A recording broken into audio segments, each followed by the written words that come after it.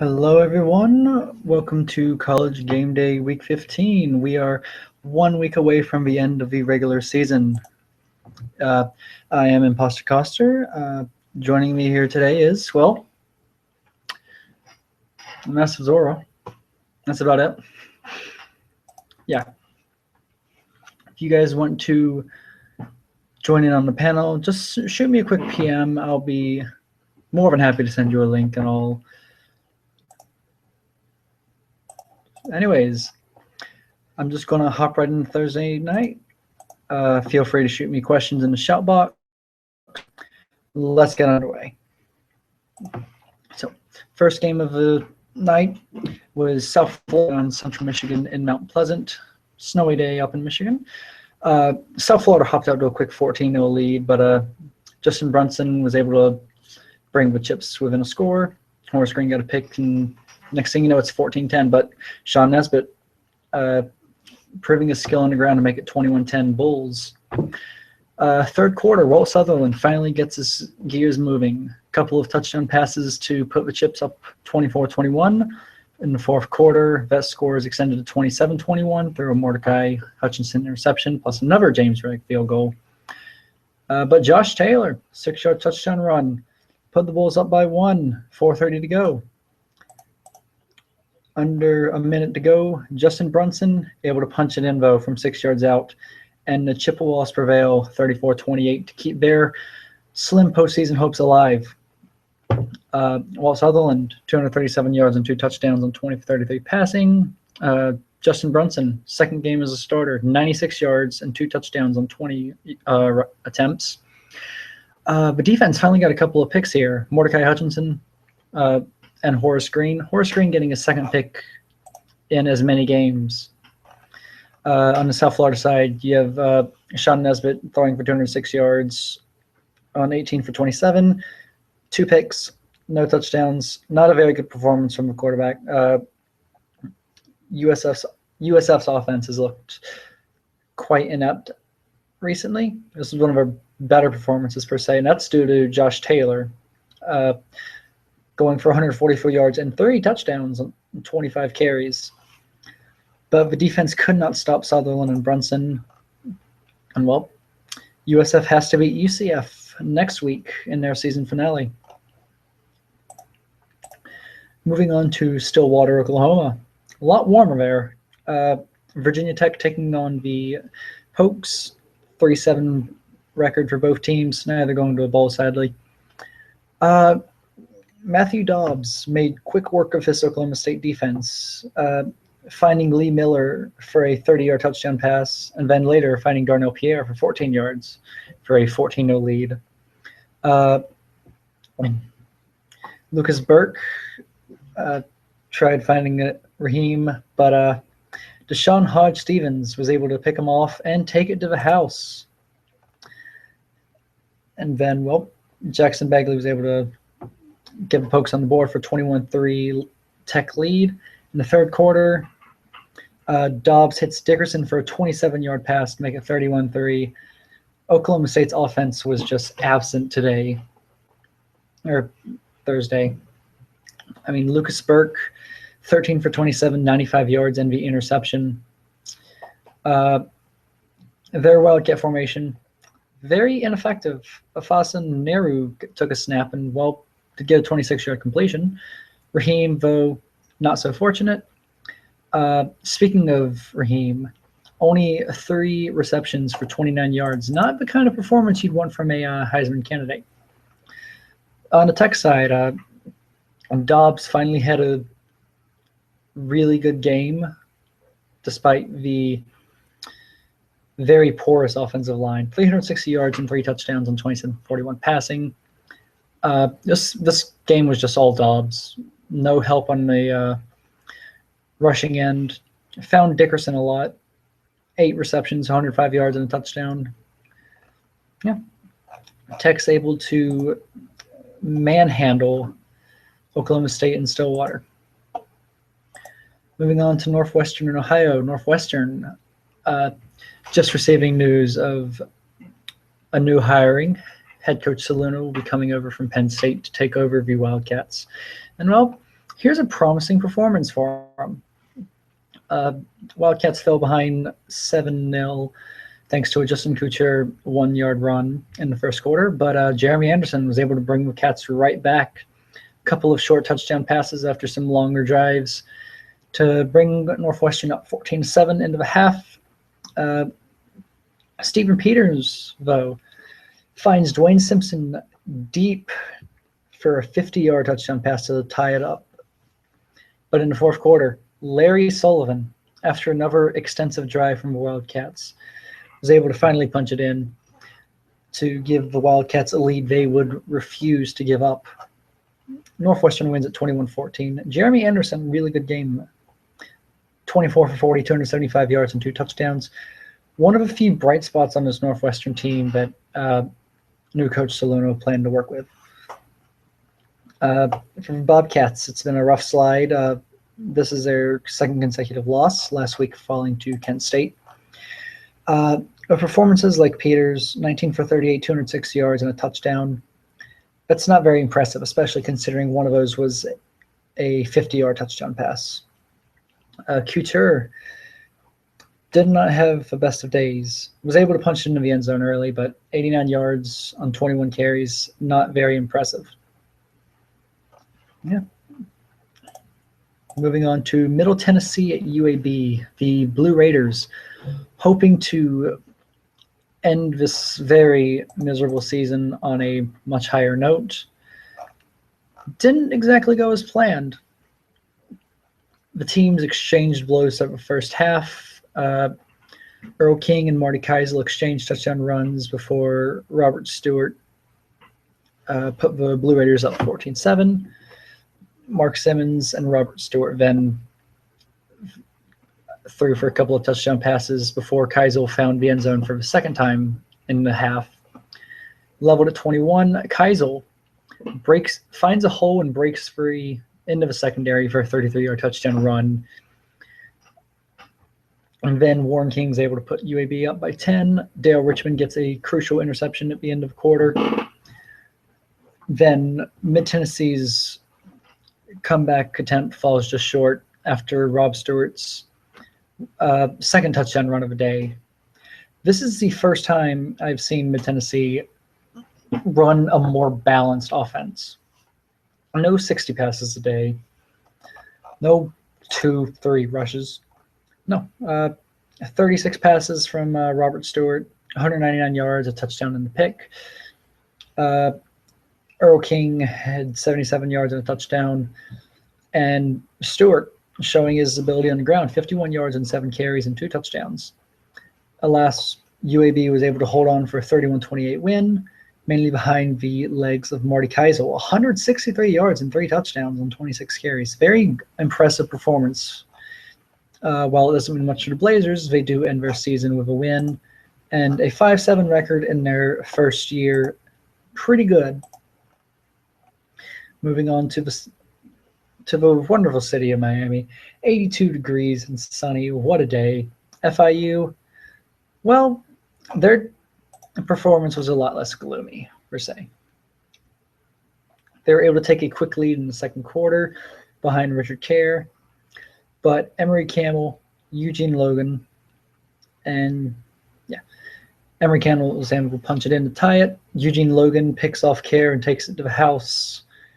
And then from there, it's almost all Monarchs. Comer gets an interception that sets up another Emory Campbell touchdown run. Andrew Beckham's able to bring the Golden Panthers within 10, but again, Emory Campbell cannot be stopped in the fourth quarter. His third touchdown run of the day. Old Dominion wins at 31-14. They'll end their year 3-9. FIU gets one more performance, but they sit at 1-10. Emory Campbell here, 130 yards, 3 touchdowns on 28 carries. Eugene Logan had himself a day. The pick 6 plus an extra 6 tackles. FIU's offense, very inept thanks to Richard Kerr's 2 picks. They'll look to close it down against FAU. Don't schedule up. So Louisiana Tech going to Hattiesburg to take on the Southern Miss Golden Eagles. Lots of CUSA action today, if you can't tell. Well, Bulldogs take the lead behind the younger Shea's touchdown pass to Albert Villarreal, but William Head ties it up in the second quarter with a 2-yard run. Francis Hutchins gets an interception to set up a field goal for the Golden Eagles before Alfonso Jones puts the Bulldogs up 14-10. In the fourth quarter, Golden Eagles activate clutch mode. William Head gets into the end zone again, and later on, very close to the end of the game, Jonathan Keller finds Randall Johnson for an 18-yard touchdown pass. Southern Miss wins at 24-14 and ends their season at 5-7. Also really good for her first year. Not many impressive stats in this one. You have a 17 for 30 from Jonathan Keller, 218 yards and a touchdown. That's semi-decent. Again, Southern Miss's defense is what's stepped up for him recently. After allowing 13 combined in their last 2 games, they only allow 14 in this one. Really set up Southern Miss for success. Able to pick off Lucas Shea. They did allow 250 yards via early touchdown pass, but other than that, very impressive. Buffalo went to Bowling Green, Ohio to take on the Falcons, and Bowling Green gave them a fight. Conley and Connolly exchanged touchdown passes in the first quarter. Then the backs decided to get in on it. Mamadou Wynn gets in from 5 yards, and then later on, William Banks finds the end zone for 2 yards. Buffalo takes a 17-14 lead in the half. Bowling Green's able to tie it shortly after. Mamadou Wynn finds the end zone again for a 24-17 lead. Bowling Green unable to capitalize on a nice drive, forced to settle for a field goal, and that would be it. Conley puts Buffalo up 31-20 in the fourth quarter. Bulls win, clinch bowl eligibility at 6-6. Bowling Green, projected to be a challenger to Miami, Ohio. Their season literally has gone from worst to first. Both backs had decent to good performances. Mamadou Wynn, the better of the backs today, 109 yards and 2 touchdowns and 23 carries. Yeah, it's really all I can say on this game. Buffalo is going to the postseason. A couple of 1-9 teams in the Mountain West here. San Diego State taking on Utah State. Andrew Lilly, quick to get the Aztecs on the board. A couple of touchdown runs in the first quarter.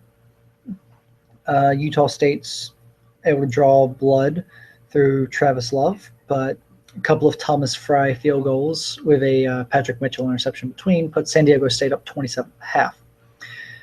Matt Daniels is able to pick off Travis Love. That'll be his second of 3 interceptions on the day. This one happens to go back to the end zone. From there, Jamal Suggs and Andrew Lilly again find the end zone on the ground before there's a missing touchdown somewhere in there. Before George Russell gets the last pick. Andrew Lilly on the ground, 120 yards and 3 touchdowns on 25 carries. He rushed more than he threw, interestingly enough. He also threw for 208 yards. Again, the defense was able to get 3 interceptions off of Travis Love. And San Diego State picks up their second win of the year. Utah State still struggling as a program. They'll have one more chance to pick up a win. UCLA trying to keep their postseason hopes alive, traveling to Cincy to take on the winless Bearcats. And the day did not start off right for Stephen Gore. First drive of the day happens to find Mario Ruff, not a Bruin, a Bearcat. Ruff's able to take it to the house to put Cincy up. That would be the only lead the Bearcats see as Stephen Gore levels it, and Josh Shienko, an underrated back in this upcoming draft, finds the end zone a couple of times to put UCLA up 21-7.5. From there, the teams exchange blows in the third quarter. Stephen Gore gets a touchdown pass, gets a couple of touchdown passes with a Kieran O'Connell touchdown run sandwiched in between. UCLA wins at 35-14. Impressive performance from the UCLA offense. 309 yards and 3 touchdowns for Stephen Gore. Pretty impressive completion percentage here. Only missed 6 passes. That's a 79% completion rate. Josh Yanko, 160 yards and 2 touchdowns on 24 carries. Very impressive. Not many bright spots for Cincy aside from the Mario Ruff pick 6. Cincy has one more chance to pick up a win this year. UCLA ready for their showdown with rivals USC for the Pac-12 South title. And last game of the day, we have Tulsa at Tulane. Tulane was able to start off quickly. Preston Tolliver finding the end zone to put Green Wave up by a touchdown before Will Hammond was able to level it. Teams just kept exchanging blows up until the very end. Get to the fourth quarter, it's tied at 21. Preston Tolliver again finds the end zone, 3rd time today. Arian Keene with 4:20 on the clock picks up John Bolton and sets up a David Hudson field goal. Tulsa's offense cannot come back. Tulane gets their first win of their season in the last game, 31-21. Preston Tolliver had a pretty good game, 129 yards, 3 touchdowns. Lawrence Pritchett, 215 yards and a touchdown to contribute. Very impressive performance from a Tulane team that was in a lot of games but was unable to finish. This is a game that they finally finished. So props to their new head coach ending the season on a bright note. That is the Thursday night games. Let me see. Best performance, I would say, would go to either Shianko for UCLA, again, 160 yards, 2 touchdowns, or Dobbs for Virginia Tech. He's got 360 yards and 3 touchdowns, although that came on a pass-heavy offense. So, yeah, that's Thursday night. All right, what's next? So, yeah, feel free to ask some questions, please. It's very lonely here, and also please post some signs because again, winner gets 100 credits. I have no coaches to talk to, please. So I guess that means I'll just move on to Friday night. You guys can enjoy my wonderful commentary, please. Alrighty. So we have a showdown in the desert. SMU taking on California. The Golden Bears jumped out to an impressive 13-0 lead in the second quarter. A couple of Sam Walsh field goals. They were able to pick off Andrew Webb. Jose Schmidt was able to find the end zone. But from there, it was all SMU. Andre Webb finds Peter Marsh for 20 yards. Get him this field goal in there. He finds Kevin Muse for 7 to put SMU up by 1. Then you get a couple of field goals and a couple of interceptions as well. And SMU is able to pull this one out 2013. Yeah, very rough performance for Richard Woods. 13 for 23, 157 yards, 2 picks, no touchdowns.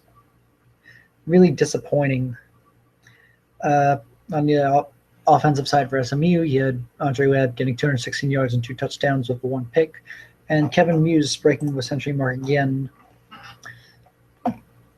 SMU 8-3. They've got Houston left as they try to slow Joel King. Did I say Andrew Webb? I'm pretty sure I said Andre. Pretty sure I said Andre. Anyways, Michigan State to Indiana, a couple of 4-7 teams here. None are going to a bowl, sadly. Yeah, This game started with Indiana taking a quick 17-0 lead behind Timothy Cano's rushing prowess, I should say. They were up 17-0 early. Kyle Davidson was able to bring Sparty within 10. And within 3 later, as he finds Matthew Jones for a 5-yard touchdown pass. But Adrian Rupp was able to hit Peter White to put him up by 10. Davidson was able to cut the lead back to 3, but Cano puts him right back up. Indiana wins 31-21. Disappointing performance from Rupp despite the win. 15 for 24 and 152 yards with a touchdown. Timothy Canovo, 3 touchdowns, 113 yards, 26 carries. From Kyle Davidson, though, you had 3 touchdowns, 250 yards, and a 22 for 28 passing performance. Very impressive, but Sparty's season ends on a really disappointing note. They'll try to rebound next year. You have Western Kentucky going to Charlotte. And this was just a really, really, really rough day for James Atkinson. And there's a reason I said really 3 times, because Atkinson threw 3 picks. Knew it was going to be a rough day when Gordon Burnett picked him off early.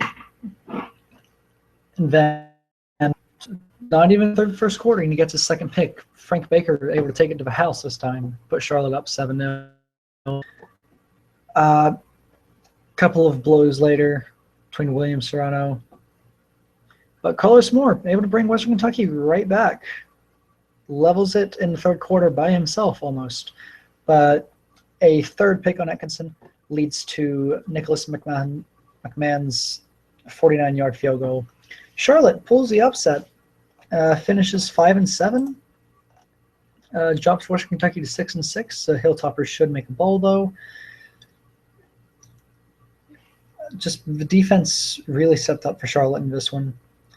Had a relatively quiet day from Alexander Hardinson. He still had 8 tackles, but didn't appear to have that much of an impact. But yeah, 3 picks from Atkinson really killed the Hilltoppers' chances in this one. We have UTSA at Memphis. UTSA having quite a rough year. And well, Brian Jennings just kind of exemplified that in the first quarter, getting a couple of touchdown passes to put Memphis up 14-0. Teams exchange blows on the ground. We get the fourth quarter. We get a pick on David Starkey, which leads to a field goal, and then Brian Jennings just 1 more touchdown pass for the heck of it. Memphis wins 31-7. Again, UTSA's offense really had nothing going here, which is bound to be the case when you only convert 1 third down out of 13 attempts. Brian Jennings, 16 for 25, 208 yards and 3 touchdowns. Memphis finishes their year 4-8. UTSA has 1 more game left at 1-10. Let's go over to Champaign, Illinois. Colorado State taking on the Illini. William Carlson right off the bat. Couple of touchdown runs here for 14-0 lead. Jamari Mixon extends to 21.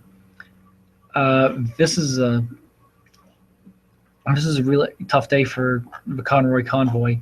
Able to convert when they needed to, just weren't able to find the end zone. After Mixon made it 28-0, Conroy started his comeback. Couple of touchdown passes to Floyd Arnold, but Ali Hester finished up the job 35-14. The Illini knock off Colorado State, ending the Conroy Convoy's chances of making a bowl.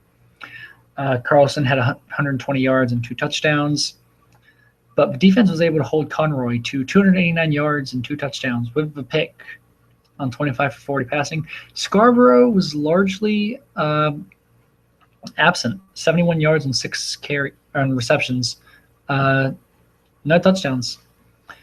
Very good performance in Illinois, quite the win. And yeah, Colorado State's done. All right, this is a game a lot of people have been talking about. San Jose State visiting Raleigh, taking on the winless Wolfpack. And the teams exchanged blows in the first quarter. Kaplan, a couple of touchdown passes, a couple of longer touchdown passes, while Matheson gets a touchdown run and Gruber finds Oliver Sherrill. And they just keep going. Kaplan, a third touchdown pass, Matheson, a second touchdown run. But Paul Floyd, able to knock the ball out of David Kaplan's hands on a sack.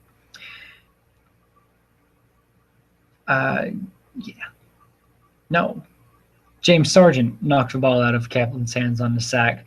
Floyd was able to pick it up and take it to the house, putting NC State up. Kaplan was able to tie it up with his fourth touchdown pass of the day in the third quarter. But from there, Xavier Earl picks him off, takes it to the house, 35-28. San Jose State able to level it, but Marshawn Matheson, with less than a minute to go, gets a 2-yard touchdown run, puts State up 42-35. Kaplan tries for touchdown pass number 5, but San Jose State cannot get to the end of the field. NC State picks up their first win in forever almost. 42-35. Thank you, Dean. Thank you for finally getting that win. It's about time. Matheson finally had the day that many were expecting from him. 180 yards and 3 touchdowns on 30 carries. The defense really stepped up despite allowing 476 yards to David Kaplan, who was bound to be a hotter prospect in the draft. But you had a sack and a half from Sargent that included the forced fumble. Paul Floyd had the fumble recovery to the touchdown with 8 tackles, and Xavier Earl had an interception for a touchdown and 5 tackles. State was able to convert on third down 10 times out of 15. Yeah, State picks up their first win in 11 months and 3 weeks. Fantastic job. Going to beautiful Honolulu, Hawaii. Southern Cal taking on the Rainbow Warriors. And it was a pretty good start for Southern Cal. Able to pick off Charlie Walter and take a 10-0 lead behind Chris Freeman's leg and Luke Trickett's arm. But Hawaii really made the second quarter their own. Charlie Walter, a couple touchdown passes to Rocky Cruz and Mike Middleton to make it 14-10. Missed opportunity for Southern Cal there. Missed field goal. From there, Charlie Walter just takes over the game. Finds Baz Van Dyke for a 55-yard touchdown pass on the screen, 21-13 at that point. Trickett's able to bring it to within 1, but Charlie Walter finds Cruz again for a 28-20 lead. And then Jonathan Lawrence able to pick off Trickett with 5:22 to go. And the Warriors upset Southern Cal a week before their big match with UCLA. Charlie Walter, 333 yards, 4 touchdowns and a pick, 28 for 42 passing. Able to find Rocky Cruz quite a lot today. 9 receptions, 102 yards, and 2 touchdowns. On the Southern Cal side, you got Trickett, 303 yards, 2 touchdowns, 18 for 29 passing, plus a pick. Not a bad day, but again, costly pick at the end. Could have leveled it. Instead, Hawaii clinches bowl eligibility. They had no coach for most of the year. So props to them. Now we move to Akron, Ohio, where Marshall takes on the Zips. The Zips coming off a shocking win over the division-leading Red Hawks of Miami last week. Had to take on Marshall here. Demetrius Morris and Daniel Nance immediately put those hopes to rest. Although Zamora and Ruff can try to bring him back in, Morris really took over the game. 275 yards, 2 touchdowns, and 20 for 30. Quiet day for J.C. Weldon, supposed freshman of the year in the Conference USA. 47 yards on 5 receptions. But most of the damage was done.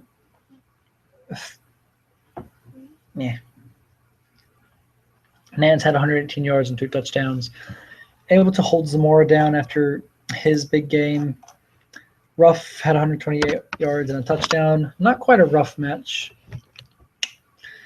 But Marshall wins 28-14. Move to 8-3, drop Akron to 3-8. Marshall is one more game before their showdown with Rice in the conference championship. Kent State coming into the game at 2-8, taking on New Mexico. This is New Mexico's first game since their crushing loss to Colorado State in the Conroy Convoy. And, well, they quickly erased those memories. Started by forcing a Harrison Mullen fumble, which led to a field goal. Then Manuel Alvarez picked off John Garland, took it back for a touchdown, 10-0 New Mexico. Then from there, Tom Stacy got a couple of touchdown passes. John Garland got one in between there.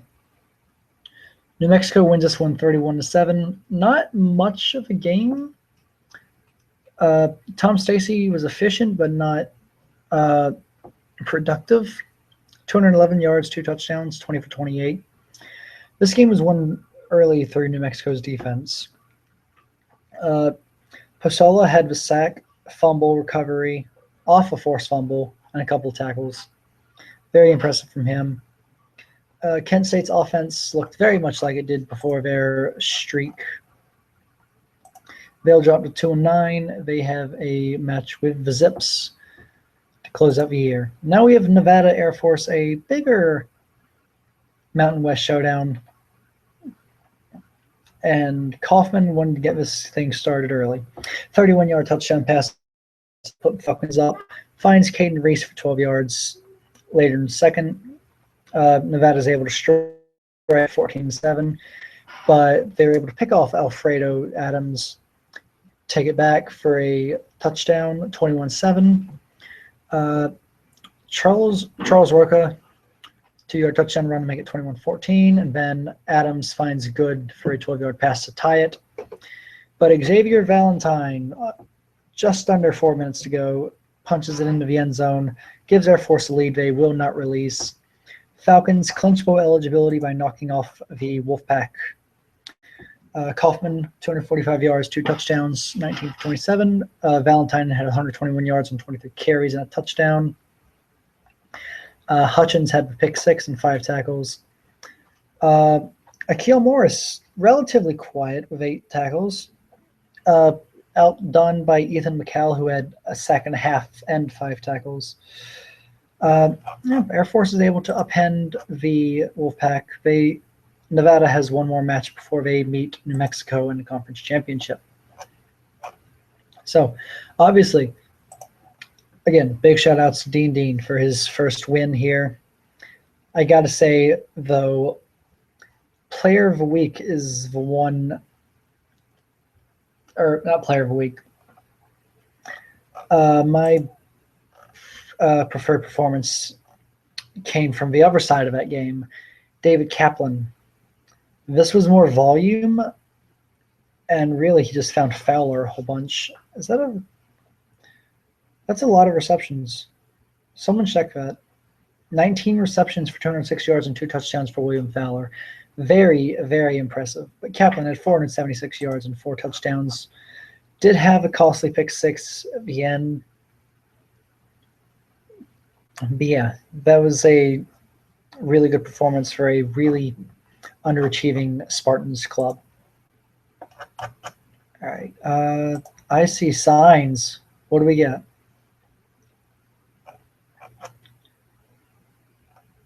I give you, yes, XKL. Very, very good job getting that win over Tulsa, especially considering the role Tulsa's been on. So, yeah, you have every right to be proud of them. There's our first sign. Props for creativity. I like it. That is essentially what happened. All right. Oh, I did skip something. Oh, well. A couple of Group of 5 matchups to highlight today. Again, I'm blessed that games are later on in the day. Please stay still, computer. On the morning slate, we have Boise State taking on East Carolina. Pirates kind of losing some steam lately. Have a less than impressive win over Tulsa. Have a loss to Notre Dame. Unprecedented. Boise State has a new coach in Believer that believes that the Broncos can beat the Pirates in Greenville. That'll be a fun one to watch. I also want to point out Georgia State taking on the Irish in South Bend. Georgia State's had a phenomenal season. Unfortunately, both teams are coaches now. Georgia State, though, looks to finish 9-3. Notre Dame just looks for some consolation here. I'm sure beating Georgia State would be enough. I'm not going to say more than enough. And I want to specifically highlight Ball State at Northern Illinois just for the stakes in that one. For Ball State, there's nothing. Really nothing. For NIU, win, they're into the MAC Conference Championship game over Eastern Michigan and Toledo, who will play next week. Ball State, though, wants to knock off NIU to prevent that. Might as well get a second win. Coach Owakar already has a big win over Emmanuel Fields and the Broncos. Why not get one over Andrew Davis? Then we have Temple and UConn. Speaking of Heisman candidates, Ricardo Reed looks to finish strong, but he's going to have a really tough time doing that against a Temple defense that handled Chris Bell. The Owls, while they're not going to the AAC championship game, this would be a good win to strengthen their bowl case. It's all about placement. And then a couple of ACC games today. The first game on the morning slate is Georgia Tech at Clemson. Both teams have clinched bowl eligibility here. Clemson, though, while it's impossible for them to clinch the Atlantic, again, it's about bowl positioning. Georgia Tech clinched bowl eligibility last week of a win over Virginia, looking to knock off a ranked Clemson team. More momentum for Coach Trey Chaff and the Yellow Jackets. Virginia takes on Miami tonight. Miami has clinched the Coastal Division. The fastest that's ever happened. Both IRL and here. But there's still some stuff at stake here for Miami. They need to win to keep a bowl picture alive. Virginia playing for keeps, essentially. They're in postseason no matter what. Might as well try to knock off Brett Fisher. But the big ACC game tonight, Boston College taking on Syracuse. Doesn't sound like that appealing of a matchup, right? That's where you're wrong. Syracuse has won 4 of their last 5, including a win over Florida State, the lone team to beat Boston College this year. But there's so much more at stake. Boston College clinches the Atlantic with a win, but so does Syracuse. Syracuse owns a tiebreaker over Florida State. They would own a tiebreaker over BC. Florida State would lose a tiebreaker to... Well, Florida State would also have that 2-1 tiebreaker. And then Syracuse beats Florida State, so they get the advantage there. Winner of this game clinches the Atlantic, which is weird. A 6-6 Syracuse team could be the ACC's representative. LaShore looks to have a big game to boost his Heisman candidacy, as he's one of the leading candidates. BC needs this win to stay in the playoff picture. A lot at stake tonight for the ACC. All right. So, guess I can take a look at a few Saturday morning games. Keep your signs coming, everybody. Keep your questions coming. Actually, just give me your questions. And yes, we can stop telling Yellow Evan to run the ball. Sean Nesbitt honestly doesn't seem to be that great of a quarterback. As you can tell, Josh Taylor has what it takes to be a good running back. You gashed my defense. So yeah, we'll let him. But again, that's his team, so like, let him do what he wants. Anyways, just talked a bit about Clemson, Georgia Tech, and East Carolina, Boise. Maryland takes on West Virginia today. West Virginia will be getting a new coach at the end of the year in Smeckums over from Texas Tech, which is really good news for Muhammad Foster. The quote-unquote false prophet has had a rough year since that surge at the beginning, where he played Kansas close, played Penn State relatively close, and beat Tennessee. It's gone off rails since. They'll at least try to knock off Maryland, who will also be experiencing a coaching change at the end of the year. Coach Gravy leaving to take on the Penn State job, while the Sam looks to claim the job here in College Park. The Terps have fallen off the radar since their 7-0 start. Blowout losses to Michigan and Ohio State, and then last week's loss to Wisconsin has not helped. They've been on a slide. West Virginia looks to capitalize on that momentum. All right, who was it that said that Muhammad Foster is a false prophet? Someone said that, because with Prophet Moffat going around, that term came up, and it came up in regards to Foster. He is Touchdown Muhammad. He is. Just can't remember who said he was a false prophet. There's a reason I said quote unquote. Anyways, UCF's hosting UTEP. UTEP looks to clinch a bowl, or both teams look to clinch a bowl spot here. UTEP gets Rice next week. They were unable to keep track with them, so Rice has clinched the division. So UTEP's just playing for the bowl. UCF, Denoris Jackson is going to be incredibly hard to stop. This is going to be a battle between the backs here. Jackson for UCF and Barksdale for UTEP. May the best back win. UCF should be heavily favored here. Yeah. Duke plays host to Eastern Michigan. Eastern Michigan has to prep for their game against Toledo next week. Duke needs a win here to stay alive for a bowl. Duke will be tasked with stopping Mark McLeod and that Eastern Michigan run game. Although, be aware, Scott Randolph can throw it. So learned. I'll grab some ibuprofen real quick. I do not endorse drug taking. Toledo playing host to Wyoming. Cowboys confident that they can knock off the Rockets. Toledo, first game since their loss to the Chippewas.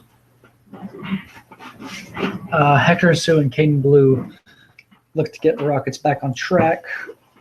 Wyoming just here for the upset win. Should be a good one in Toledo.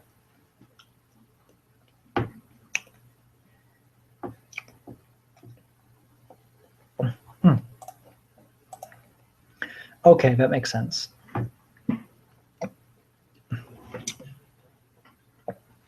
I apologize for mistaking. All right. Florida State playing host to Washington. Not a good spot for the Huskies. They're 5-5, and again, this one's not going to be easy. Benjamin Schuler, relatively good quarterback for the Noles, able to captain them to an 8-3 record so far. With the game in Tallahassee, Washington doesn't stand much of a chance. They do aim for the upset win. If Syracuse could do it, I suppose they can. If they can't, then they'll have to beat Washington State next week. This is Florida State's season finale. They're not going to be making the ACC championship game, as stated earlier. So again, they're just playing for good spots. This is a game I want to talk about here. Army and Auburn. Obviously, we've got Polsfoot and Leggett for Army. Strong running game, capable of pulling upsets.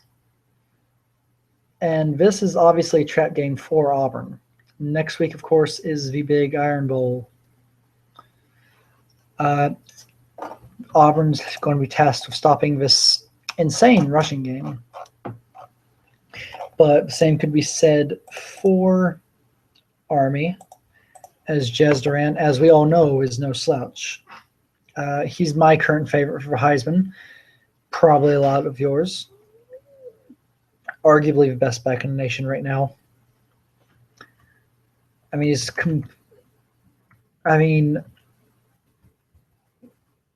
yeah. Averaging 7.09 yards per carry, 15.3 yards per reception. Again, he's been the driving force behind Auburn's incredible year, but Army has what it takes to pull the upset here, so just be aware of that.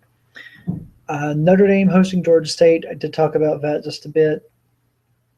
So, yeah, Georgia State wants to cap off their incredible year with one more win before heading into bowl season. Notre Dame just needs something, anything. All right, still scrolling around, nothing. All right. So let's talk about the game of the week. Of course, we're here in Happy Valley, Penn State, playing host to Michigan today. Michigan, this is their big prep before their game. I'm just going to say their game. Okay. Jumbo, you should join. One of you should join because it is kind of depressing here. Please give me someone, anyone. I'm reaching out for a friend here. Please. I ask for you. Join Vizorua. I'm doing the best I can, though. So, yeah. Whatever works, works. Yeah, Michigan's high-powered offense aims to knock off Penn State today. Really, this could be a trap game for the Wolverines, though. Penn State is no slouch. Penn State can serve as a trap game. They've played closer games with Maryland and Rutgers. Rutgers, of course, beat Michigan. Philip Rhea, one of the lesser-known quarterbacks in the conference, behind Cody Albright, Todd Jennings. No, that's the wrong one. Tanner Bowen. Yes, Tanner Bowen. And Elijah Moffett. Did I already said that probably? Oh, fuck. But yeah, Michigan's passing game is definitely one to be feared. I, for one, have taken the brunt of that. Oh. Yay. People might actually join. I am Lee Corso. Anywho. Where was I? Yeah, Penn State having a disappointing-ish year. 6-4. Losses to the best teams in the division, though. Only the division. Close one to Ohio State. Close one. Again, all of our losses have been close, so do not underestimate Penn State here. They're going into this game as underdogs. Fuck, how much for an underdog?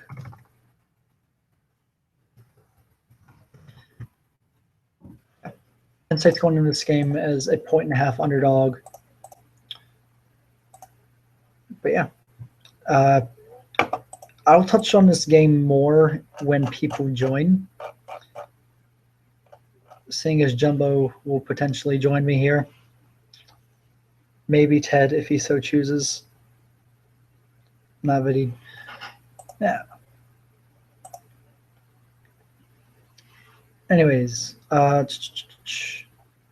couple other big matchups tonight, though. I'm going to touch on them. Speaking of Heisman candidates and teams that have beaten Penn State and better teams in the division, Ohio State's playing host to Rutgers with the division on the line. A win here for Ohio State means that their showdown with Michigan will indeed decide who takes on the West winner, who will likely be Purdue, maybe Nebraska. You never know. Yeah, Cody Albright and Musa Good have been outstanding for Ohio State, but the defense has really stepped up, able to pull through in tighter games. And Ohio State's 10-0, number 2 in the country, taking on probably the second best quarterback they've seen all year. They didn't have the best of days against Matty Swift back when they beat A&M. They might have an easier time against Elijah Moffitt here. Again, the Prophet has led Rutgers to an unbelievable 8-2 year. Rutgers themselves have a path to the championship game. A win here means all they'd have to do is beat Maryland. A loss, obviously, they're out, but they're not exactly out of a playoff discussion yet. So that one's definitely going to be interesting. On the other side of the Big Ten, you have Purdue hosting Minnesota. The Boilermakers rebounded well from their loss to Nebraska. Minnesota took a surprising loss to Iowa last week. Sean O'Reilly needs to get the Golden Gophers on track. A win here would be huge for the program, and it would make the West a big clusterfuck. Gotta get it in there. What we got?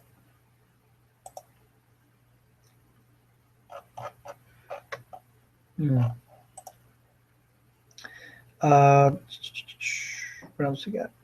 Texas plays host to Baylor tonight. This game is only important, really, for Texas bowl hopes. Yeah, sitting 9-2 and number 9 in the country according to the coaches poll.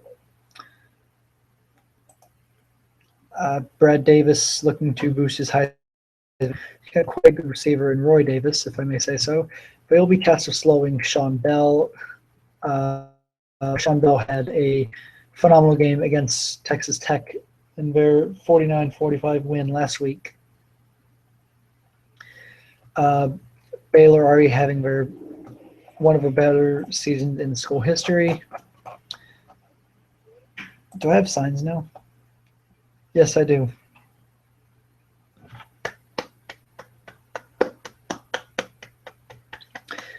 Bravo. Storm, bravo.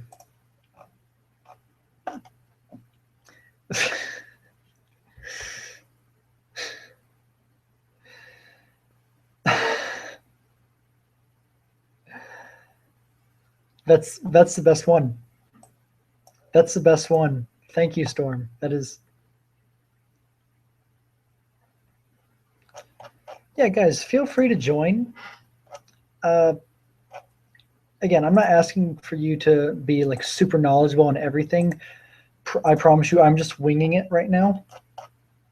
That has been the case the entire year. We've said that on quite a few occasions. So yeah, I don't need you to know everything. I just need you to be able to talk. Don't let this be a one-man show. Storm, Stein game, too strong. All right. I'll touch on that one when you guys joins. This will be my topic for the day. Heisman run. I know many of you saw earlier in the week I posted my Heisman article highlighting each candidate. And well,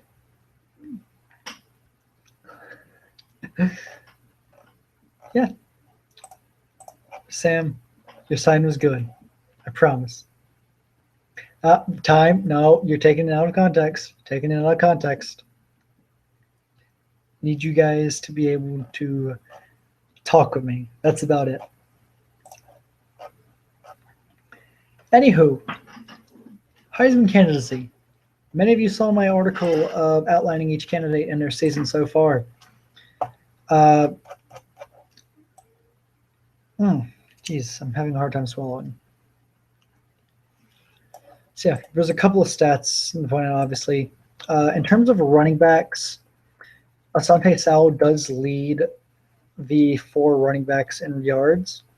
1899 as opposed to 1762 from Reed and 1730 for Durant. But Durant also has more yards per carry than any of the other backs. 7.09 as opposed to 6.66 for Asante Saul, 6.41 for Reed, and 5.85 for Emmanuel Fields. Fields has more touchdowns of 22. Saul and Durant both have 20 apiece, but Saul also has a fumble, just to throw that in. Durant's been strong in the receiving game, 6 receptions, 92 yards, and 2 touchdowns, as opposed to 1 touchdown on 5 receptions and 70 yards for Saul. So the one thing here is that Durant has had tougher competition.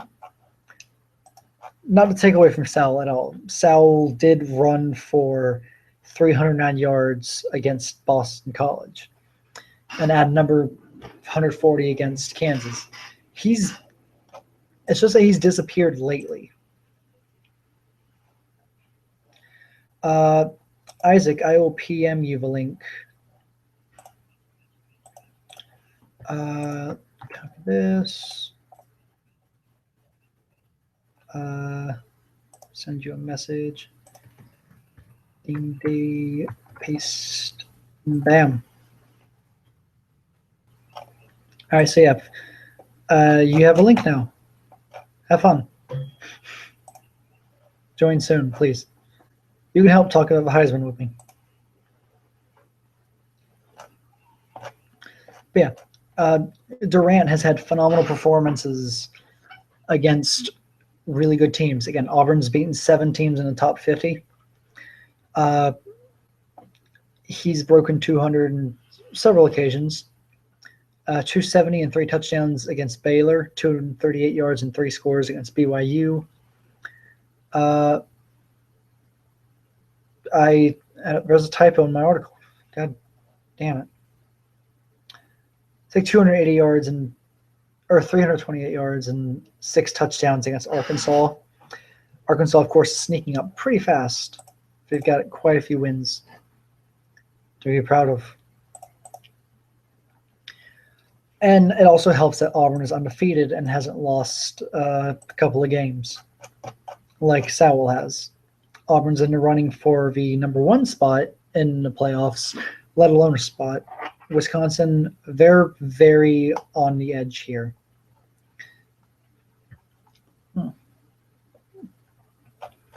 If you want to talk quarterbacks, because we've got quite a few good ones here. I still like Joel King as the best quarterback in this class. He's second in efficiency, 73.1%, second only to Alex LaShore, who is 73.5%. His touchdown to interception ratio is 29-6, whereas LaShore's is 32-9. That's not my calculator. So arguably speaking, that advantage goes to King. King has thrown for 3,858 yards, as opposed to LaShore's 3,776. It's a really tight race between those two.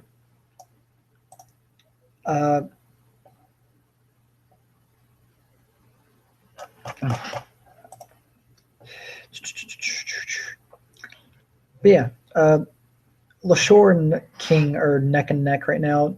It's just King's been ravaging through the AAC. LaShore had the knock against Florida State, but has been pretty good since.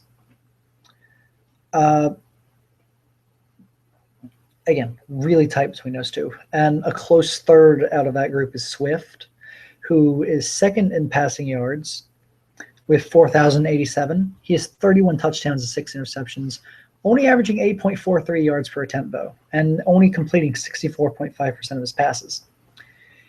That is better than Brad Davis, though.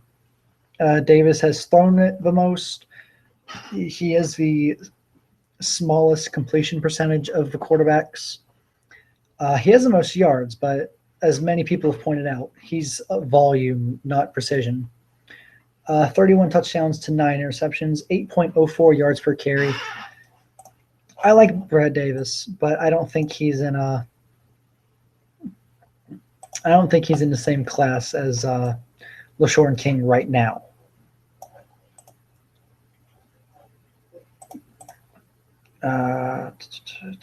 No joining yet. Okay. And then we have Raheem Robinson. Raheem just sitting here, only receiver in the class. King's going to throw for more than 375 yards against SMU. That's almost a guarantee. Yeah, Robinson's tough to place because he's different than all the other players in this list. Also, these stats are as of last Saturday, not updated with his performance against Virginia Tech, although that should count against him. Also, I'd like to welcome Isaac to the show. Hello, Isaac. Hey, how about you? I am doing A-okay. So, Heisman, just going to get you started right away. Thoughts on the Heisman real quick. Who do you think has the best shot? And who do you think is the dark horse? Hold on. I never thought about that. Probably put you on the spotlight way too soon. Yeah.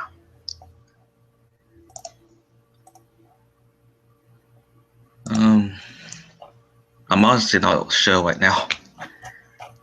The contest is still a bit too close. I do agree. It's really close right now. I'd say especially with a couple of really big games left to go. Of course, Jazz takes on Alabama next week. King gets SMU. Shore likely has to play Miami in the ACC championship game, assuming they win tonight. There are quite a few big games left for the candidates.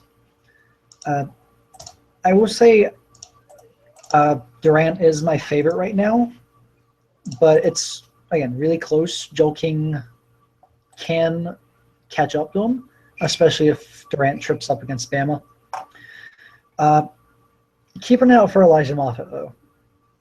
Gets Ohio State this week, gets Maryland next week. If he wins both of those, he ends up in the Big Ten championship game. That would be quite the performance from him. Maybe a Heisman moment in there. Yeah, definitely. All right, I think that'll wrap up that. So let's take a look at a couple of SEC games later on today. In the morning, we have Florida taking on Georgia in Jacksonville for the world's greatest cocktail party. What are your thoughts on this one? I think Florida should take care of this easily, since mostly Georgia doesn't have a coach. That is true. Georgia's become open. A couple of nods out there to anyone watching, hoping they can take it. I think it's going to be a little closer than you think. Jaden Grant's been phenomenal for Florida recently, leading them to a win over Vanderbilt. Georgia does have a pretty decent run game, though. It'd be up to that Funk to close in on that and limit it. I do think Florida wins this one.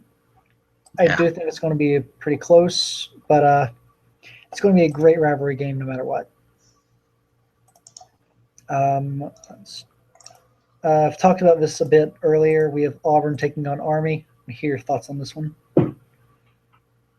Yeah, Auburn should also win. Don't see what Army has to stop Durant. This is really going to depend on Auburn's defense, I think. Yeah. As you said, Army, we don't know what Army has to stop Durant. Army's offense is interesting. I know they've got a pretty good coach in Riding Waffle.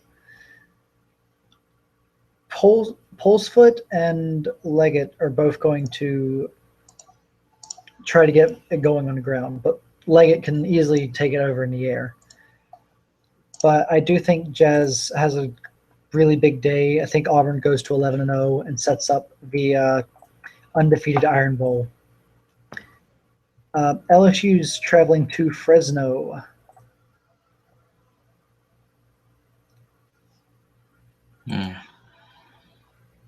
I'm actually not sure about this one. This one could be really close. I think LSU's been a little disappointing since they played Auburn. Dropped a couple of games they could have, should have won. 6-4 is kind of sort of where we expected them, but they just feel like they're deflated almost. Fresno, they can score. They definitely did against Nevada's supposedly superior defense. LSU is a pretty good defense as well. I don't think it's up to Nevada standards. This one is going to be really tight, and I don't want to make a pick on it yet. And one more afternoon, we have South Carolina going to Tennessee.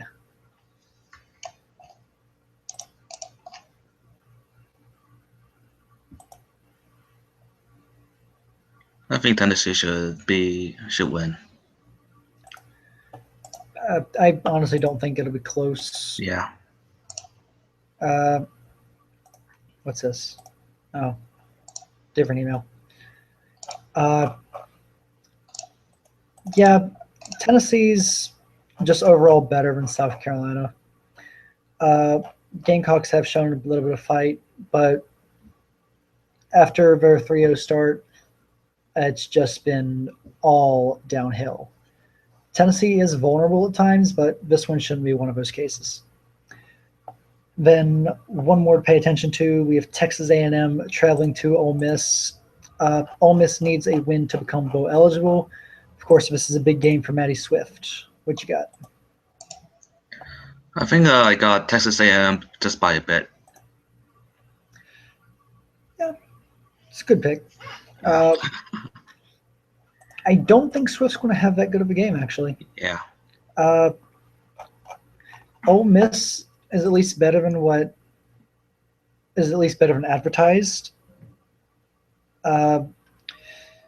This is supposedly a rebuilding team, but they've shown that they're still good enough to make a bowl.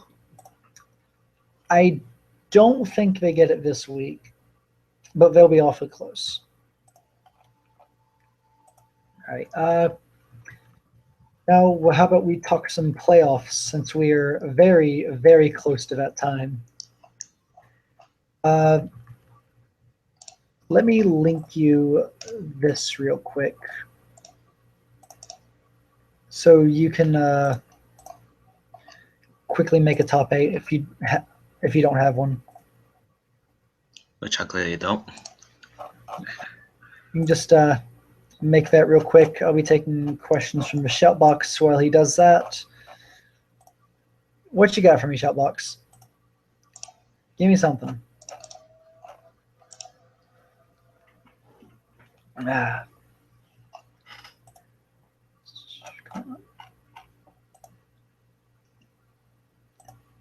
You can't edit, right? Yeah, I can see it.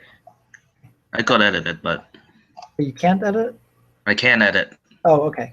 And just head over to week 15, and there's a guest speaker column to the far right.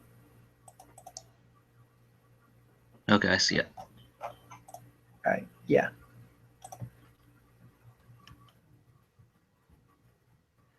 So that'll wait.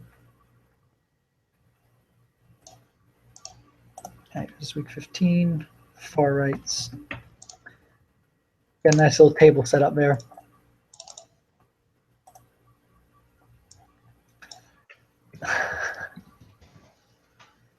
All right, I'm going to take the first question here, or I'm going to take the easy one to answer.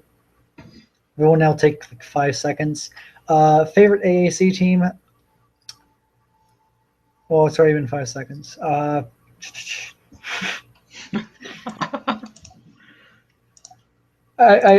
thought I'd have it, but like, it's not SMU. No, it's not SMU. I don't know. I think I've been sold onto the Houston hype train. I do really like Navy, and I do like UConn, but Houston's just been more exciting to watch. Stormstopper's question: should Texas be a playoff team if they finish 10-2 but miss a conference championship game? Same case for Iowa State. Well, the thing with Texas, their strength of schedule is pretty bad. 76. They don't have many good wins. They, of course, lost their big matchups to Texas Tech and TCU. They did give a win over Kansas, which I will admit that is a good one, but it's one of the few. In Iowa State's case, their strength of schedule is even worse. They have the 84th strongest schedule. Not very good. But they were able to beat Baylor. They were able to beat Texas Tech. They weren't as close to TCU, but you can't get closer than 1 point. Both played TCU really well.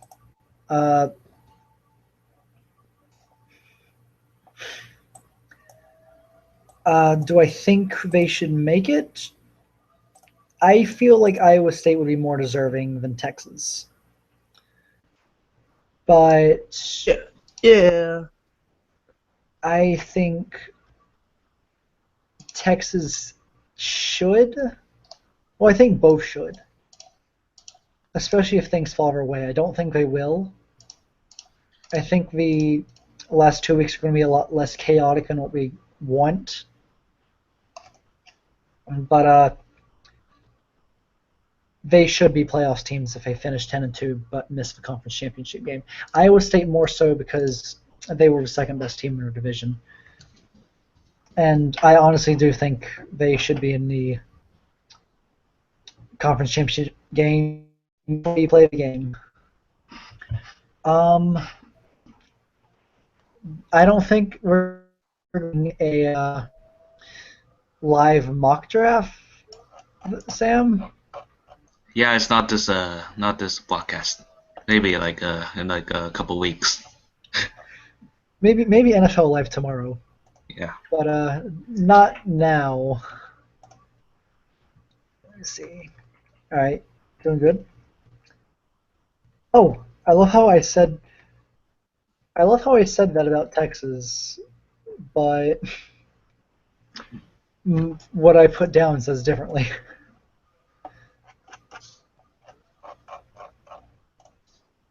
And then, like, once you have your top 8, just like put teams that you think are super close or could potentially make a move. That reminds me, I need to put them in as well. Oregon's making the playoffs because I'm winning the championship game at 6-6. Yep. Oh, hey, I'd like to welcome Paige to broadcast. How are you doing, Cade? Absolutely wonderful, boys.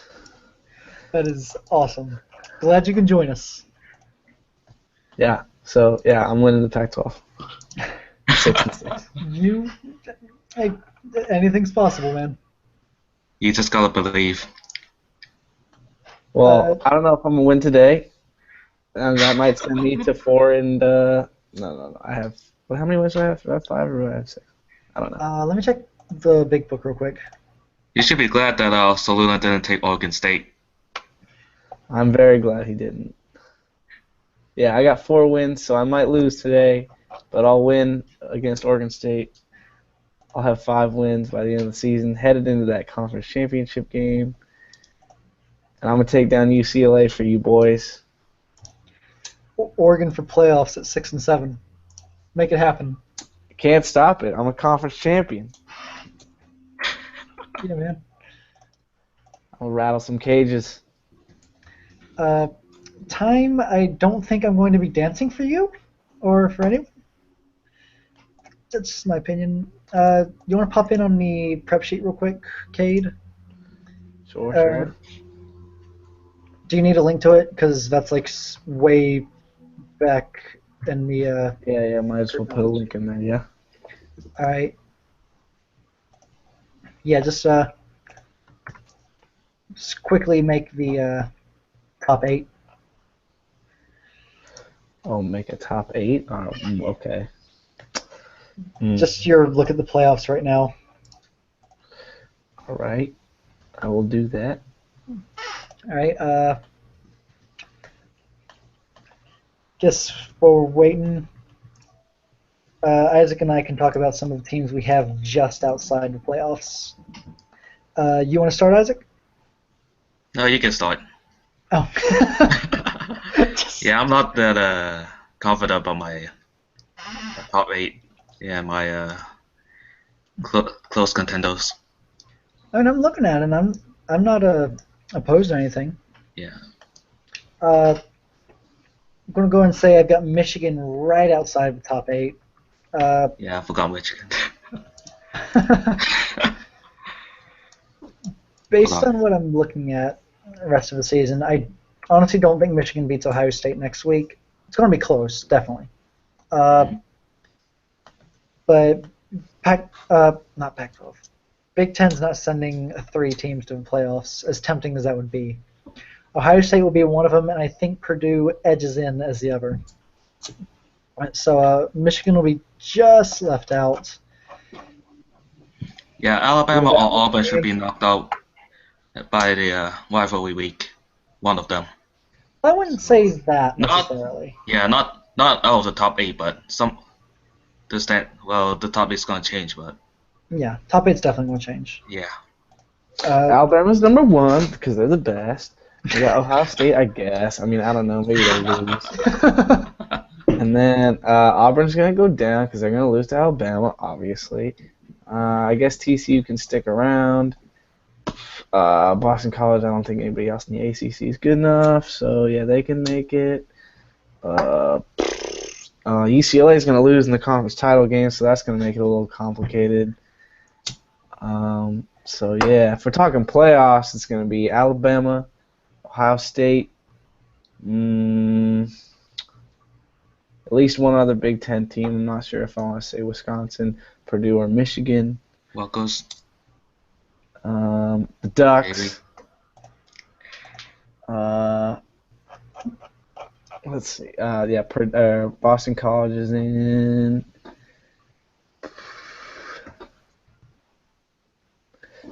Does AAC get in automatically, whoever wins that one? Because I'm guessing that's Houston. I don't think so. Not AAC.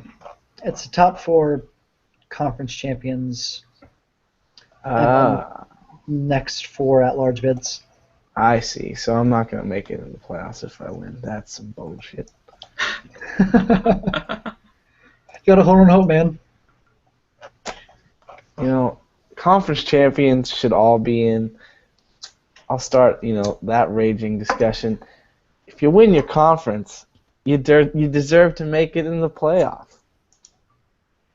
Even if you have a losing record. I mean, if we want to go there, we could have a 16-team playoff, with 10 conference champions and 6 at-large bids. Why not? You might as well go all the way and add the second place in each division to the playoffs. Oh man, I'd still Really? miss out. Just add everyone. Just make it one big playoff. Yeah, one big playoff. Fuck the regular season. Yeah, just make it like 120 teams. Just Well, the like regular 10 season has rounds. to count, so I guess you got to take like maybe just get rid of the regular season altogether, make it one big, 120 team knockout tournament. How about that? Yeah, let's do that. You heard it here first, guys. 118-team playoff. Let's make it happen. Don't even know how we'd make that happen. So Leland's gonna be happy. The season's gonna be shorter, and we're gonna get multiple questions. Yep. Shorter season. Casual. 64 team playoff. 64 would be alright. Totally. Alright, so I've got Michigan right outside. I've got Iowa State right outside. I think they'll win out, of course, but I don't think enough's going to happen for them to get in. Yeah. UCLA's close by. They somehow are still in it. I thought for sure that UCLA's first conference loss would knock out the Pac-12 out as a whole. Well, Doesn't no, look because like they're it's going to gonna win the happen. conference if I don't win the conference. Yeah. Well, So then they'll be in because they'll be one of the top conference champions. So- Yeah. not quite, I think. The SEC champions should rank higher than UCLA, I think, whether it be Alabama, Auburn. It'll be SEC will be better. ACC will have a higher conference champ, whether it be Boston College or Miami, although there's some hope that Syracuse makes it. Big 12 will have either TCU or Kansas, so if UCLA does win out, then maybe they do get in. If Kansas wins, though, if Kansas wins the Big 12, then UCLA would be in on the, because they'd be higher than the Big 12. UCLA does have a good shot if chaos falls their way. I mean, Well, I'm gonna beat Kansas right now, later today. that's a night game, isn't it? I think so. I've got the prep sheet up. Okay. Tagged and stuff. Got Houston looking on the outside looking in. East Carolina should be a big boost if they win that game. But again, I feel like they need some chaos to fall their way. And then, dark horse candidate here, Rutgers. Wins over Ohio State, Maryland, and potentially Purdue could easily vault them from their current spot up to the top 8. And I mean easily. Yeah. Right. And you have. I mean, if they get into the championship game and win it, they should be in the top 5, obviously. Top 5, maybe not. Maybe. Although, I mean, the loss to Indiana's a downer. Yeah. But the only other loss they have is to number 1 Alabama. And even Roll then, Tide, Paul! it was a really close game, too. 3 points, I believe. Yeah. And you've got one more team that I don't have, so you want to talk about them real quick? So yeah, New Mexico. I think they. Hold on. I think the schedule is around the same, but I think I could just change it to New Mexico and Houston around because they're just about the same. They just found a way to have like the same amount of wins. Yeah. I mean, you don't have to change it around. Yeah. The only order that matters here is the top 8. Yeah. They're all the same. Yeah. Like, there supposedly is a chance for New Mexico to make it. I don't think it's as strong as No. we'd like it. Yeah. especially with a loss to a now, Colorado State. yeah, who is not going to No, make it's a an afternoon game. I was mistaken. Oh, I have it over here, don't I? No, it is an afternoon game. Anyways, let's go and start on our top 8 here. Isaac and I both share number 8, and we have Texas sneaking in. I know I just said that I don't think Texas can make it, or I don't think that chaos would fall their way. I've been using that phrase a lot. I should stop. But at 10-2, with at least 2 Big Ten teams losing and 1 ACC team dropping out, they have a relatively good chance, despite being the 3rd best team in their division, which I think is absurd, but what can you do about it? Yeah, anything you want to add on that, guys? No, all sounds good to me. Also share the same number 7, and that would be Purdue.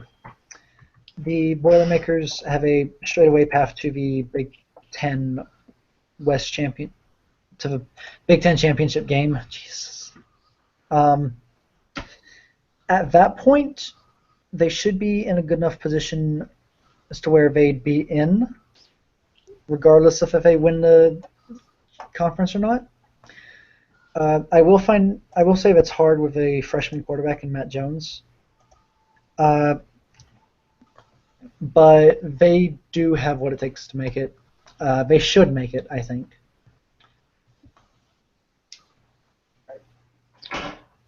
No one else has anything to add there. I've got a different number 6 than Isaac's here. My number 6 is Boston College. I don't think the ACC is sending 2 teams, especially if BC's lost to Florida State. But as of right now, Boston College would be in. They're in do-or-die mode right now. Of course, beat Syracuse, you're in the conference championship game. That's where it all matters. Lose Syracuse, we're not having this discussion next week, period. So yeah, Alex Shore can, of course, lead BC to a win tonight and beat Miami, and we don't have to worry about them making the playoffs. But if any of those don't happen, it is very possible that what once was the best team in the country just doesn't get in. Go and talk about your number 6, Isaac. Yeah, mostly just TCU's non-conference schedule is a bit softer than the others. I've got TCU's strength of schedule somewhere. Just the non-conference opponents. They're not that good.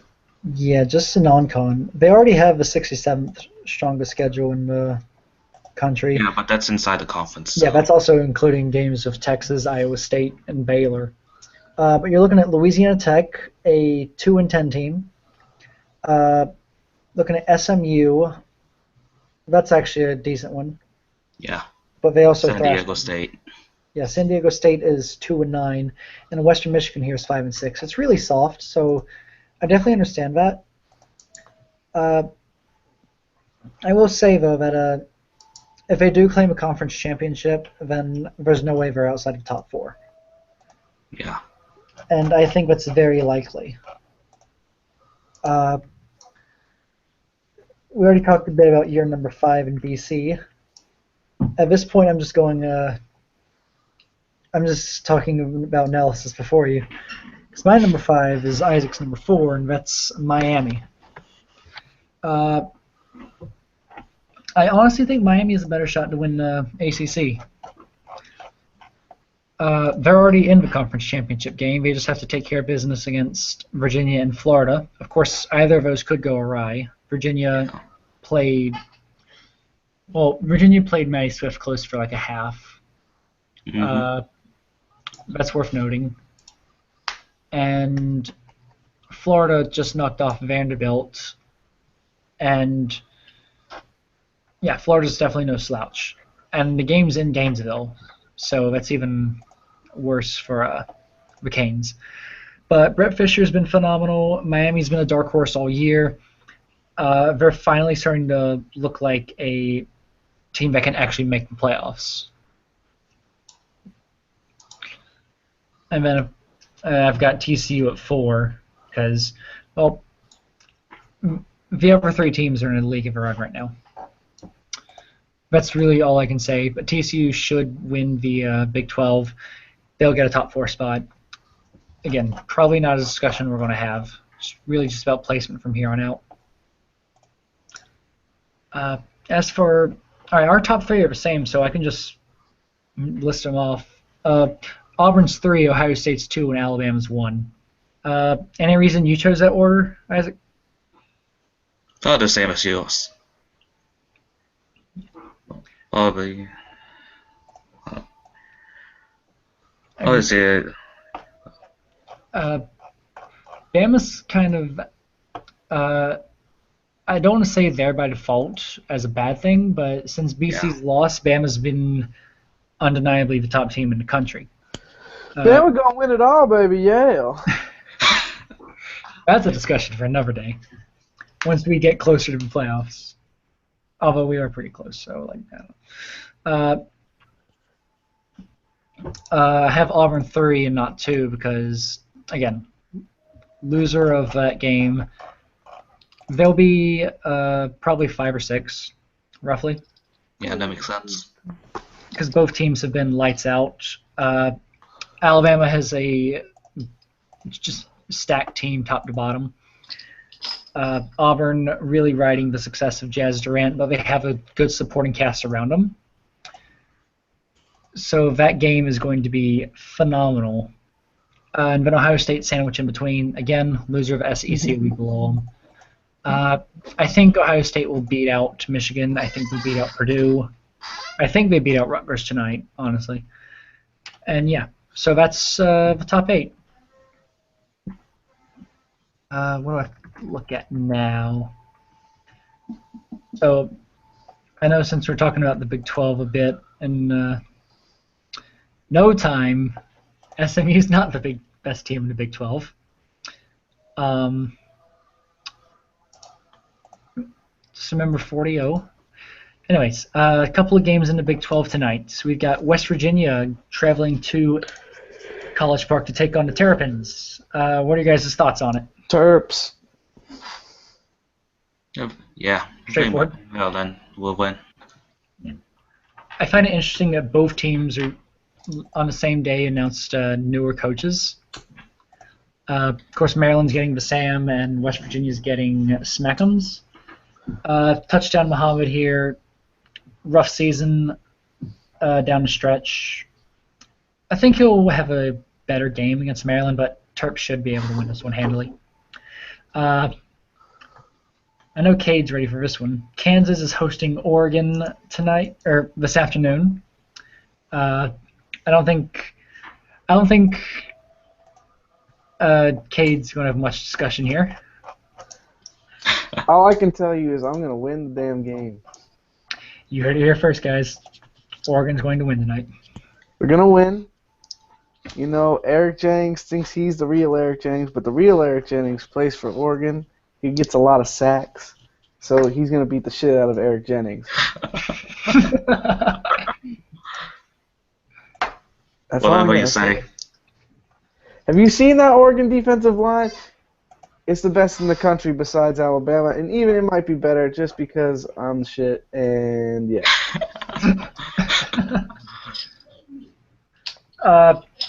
Yeah, Isaac, what are your thoughts on a it? stat line where I haven't had a sack and a half the entire season. So that means like 2 sacks a game.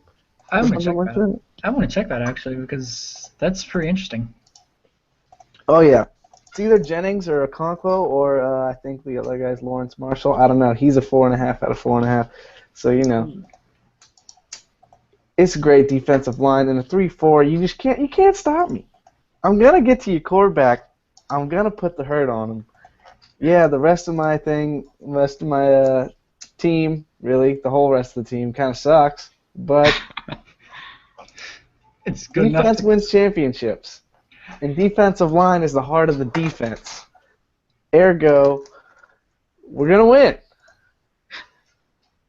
You make a solid case. Yep. Ben Good, let me tell you something right here now, Stormstopper. Ben Good has been bad. Facts.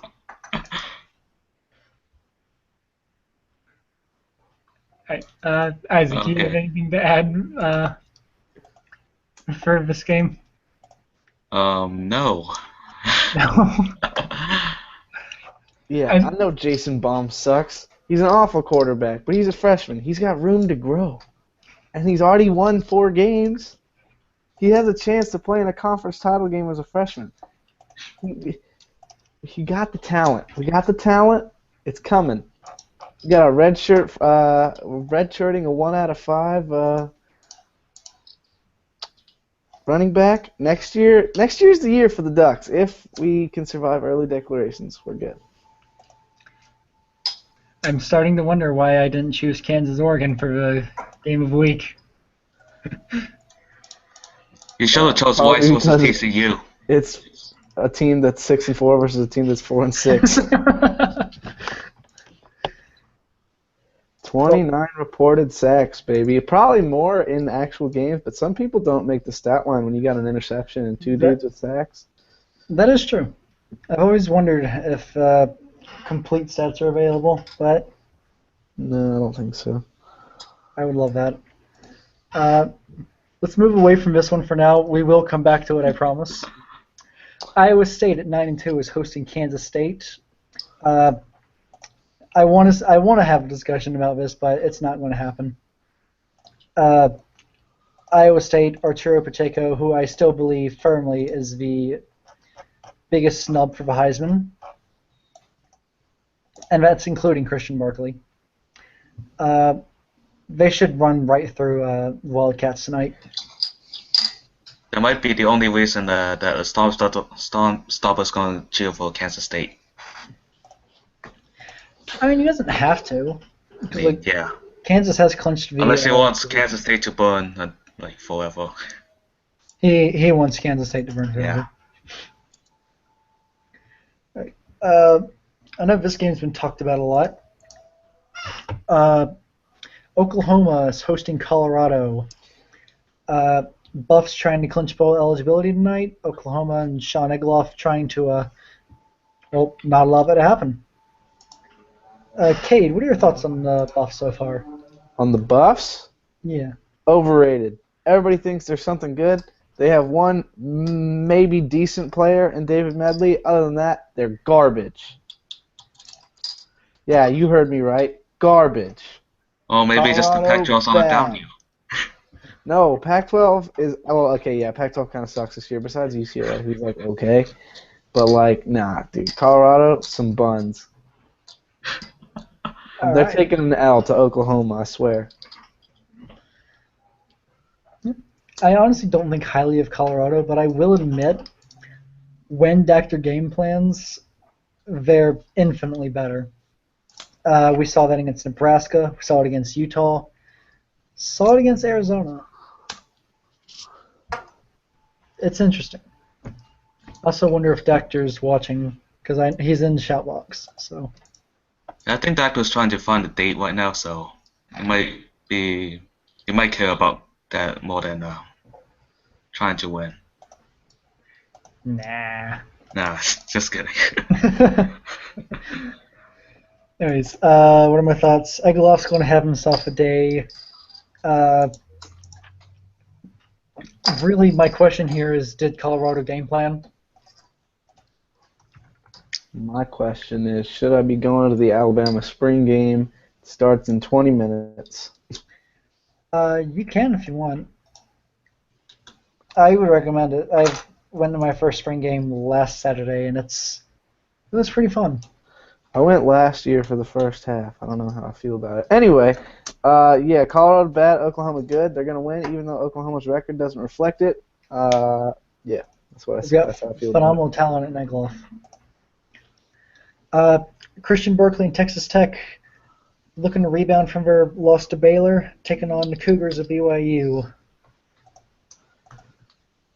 Cougs. No, I'm just kidding. Texas Tech's gonna win. Yeah, Texas Tech. Mostly because of the offense. They're just too good. I think Barkley's going to have a. He's going to fall back to earth this week. He's definitely not going to replicate last week, but I do think Texas Tech will be too much for the Cougs today. Cougs. What else we got?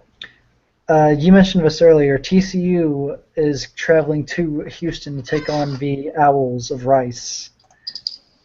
Very interesting game, I agree. Thoughts on it? I think Rice might win this game. Really? But they have a very outside chance, but they have a chance.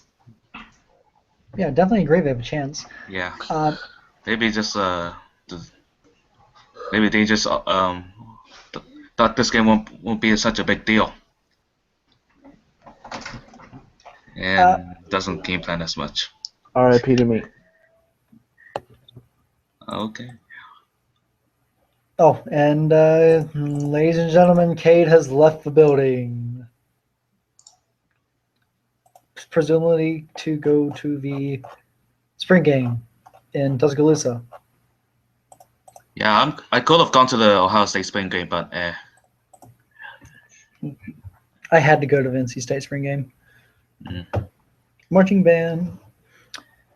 Anyways, I'm keeping a very close eye out for Corin Donahue. He's one of the top free safety prospects going into this draft.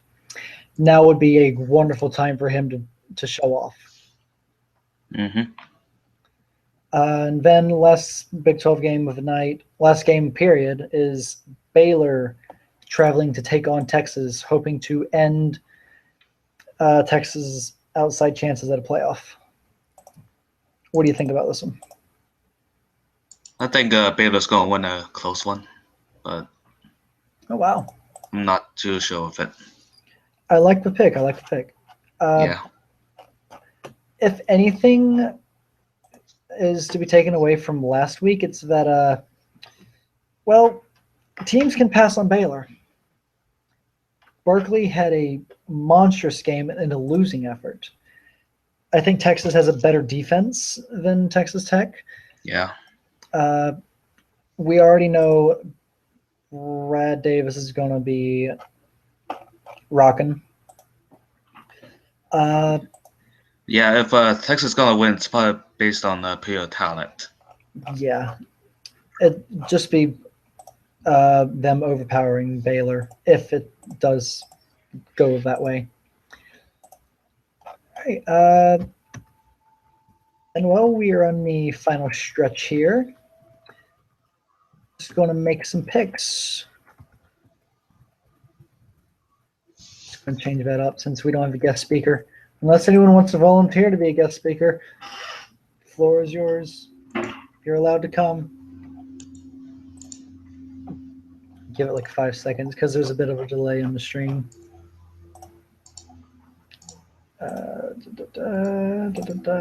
7, please. Anyone? Come on, Showbox. Also, feel free to ask some questions. All right, looks like we're going to go straight into the picks. So, first game up in the morning is Georgia Tech at Clemson. Who you got? I think Clemson's going to win. Yeah, I got a side of you there. Clemson should have a pretty big day.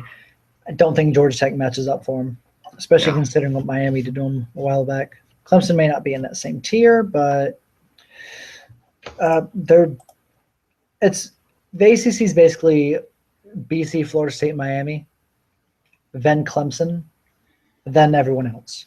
That's what it looks like, and then NC State. No offense, Dean. But and some of those Syracuse. Somewhere near Syracuse. I just don't know where because they're a completely different team under Coach Duster. So, yeah, I think Clemson wins this one. Yeah. Boise State in Greenville to take on East Carolina. I think this one's going to be a close one. I wholeheartedly agree. Just who's going to come out on top? Yeah. I'm gonna say ECU. I think ECU. I too think ECU. I do think Coach Believers are going to have really good performance. The one thing that makes it so tempting to pick Boise is that most of the newer coaches that have come in have won their first game. I will say I started that trend this year by beating Colorado State. Elricard beat Western Michigan handily in his first match, and just last night, XLK or XKL, I forget which one. XKL brought Tulsa down. Yeah, it wasn't the case for me since I lost to Georgia State for my first game when I was at Tulane. Oh yeah. But then again, I won against Wyoming the next one. So yeah.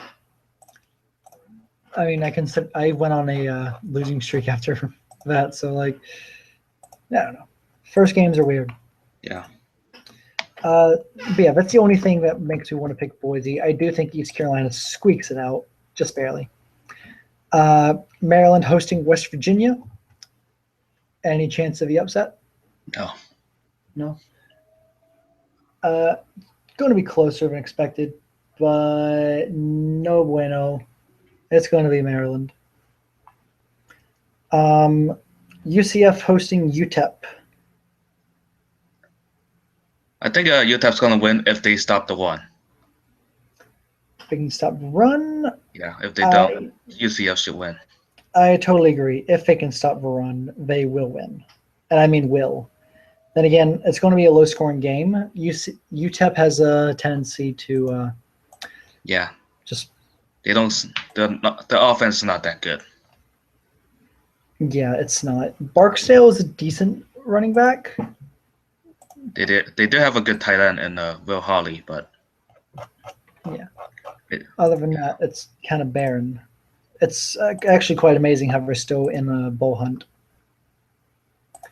That said, I think UCF does win this one.